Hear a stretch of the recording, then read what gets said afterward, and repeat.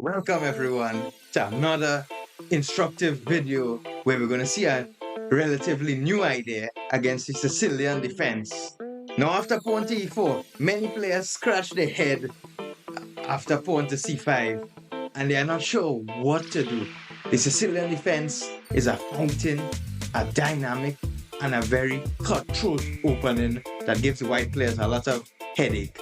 But fear not, I have prepared some very interesting ideas that in the course of the next few months, my new Chessable course will be based on a repertoire suggesting the move knight to c3. And today I will show you the main idea behind knight to c6. In this position, I will recommend the move bishop to b5. However, after black plays knight to d4, the line has run out of steam. Black has come up with many ways to equalize after the traditional knight to f3 move. After bishop to c4, black has neutralized all of those options. However, after a series of analysis and pondering on ideas in my repertoire that will come out, I will recommend the move pawn to a4. Defending the bishop on b5.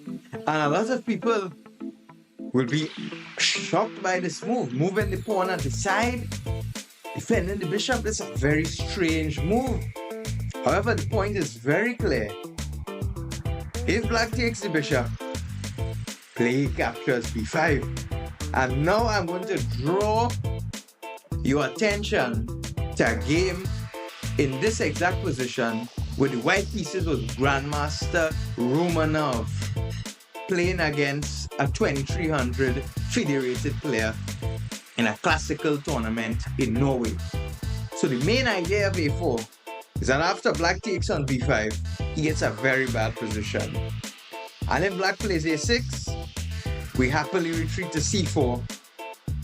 And we have different options here. Black can play the setup with g6, fianchettoing his bishop. He can play moves such as knight to f6, pawn to e6 is a critical approach as well. Pawn to d6 could be played as well. Here he can play e6. And here I recommend the move d3. Here he can also play knight to f6. And all of these moves are analyzed in my upcoming course that will be published in the course of the next months. However, in this video, I'm going to show you what happens if he plays knight captures b5, which was played in the aforementioned game. So Grandmaster Ramoutar took with the pawn. Already, our rook is open. We have the d5 square. The pawn on b5 is like a bone in the throat of the black position, and black is yet to develop. Black played pawn to e5, stopping any pawn to d4 action. However, this weakens the d5 square. Grandmaster Ramoutar d3, opening the c1 bishop. d6 was played. Knight e2, developing his piece, leaving the way for the f4 pawn to roll. Bishop to e7, white castle, pawn to b6, pawn to f4, going right ahead with the position here. And after ef4, knight f4, we have full control over the d5 square. The game proceeded with knight to f6, white played queen to f3. So he's getting his forces out. He's hinting at perhaps an e5 idea to catch the rook on a8. After bishop g4, queen g3. Now the knight cannot move as it has to protect the bishop. Black castled and now pawn to b3, wanting to bring the bishop to b2 where it would look towards the black king. Bishop to h5 was played and Grandmaster Ramoutar played knight cd5 here.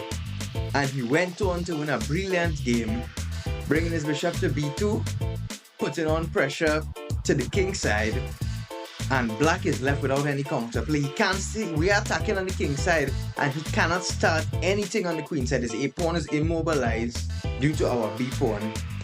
And this is the basis of my new idea. Well, not new idea, that's been played, but it's a very rare idea compared to the main lines. And this move, I believe, will give our opponents a headache. They move pawn to a4. So we saw that after knight takes b5, we take back here, and black is struggling Already he's complete, he's underdeveloped, none of his pieces are out. Already our bishop was traded off, our knight just has to move, then we already castle. Meanwhile, black is a long way away from castling. And we have our open rook, a knight that controls the d5 square. And if he didn't play e5, for example d6, we play d4, and now our queen is out, attacking a7. And black is truly in some trouble here.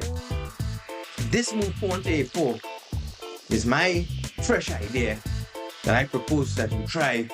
And this move here is definitely going to confuse your opponent. This is a way to battle the Sicilian defense. In these times, it's very hard to pose any problems to your opponent here. So my thinking, in my approach, the best way is to take your opponent into rare, fresh directions in opening theory, where he likely would have never seen the move, and you have your whole preparation, while he doesn't have any of his preparation here. Stay tuned for the other parts, where I go more into detail in this move. If you like everything here, like the video, subscribe, and stay tuned for more.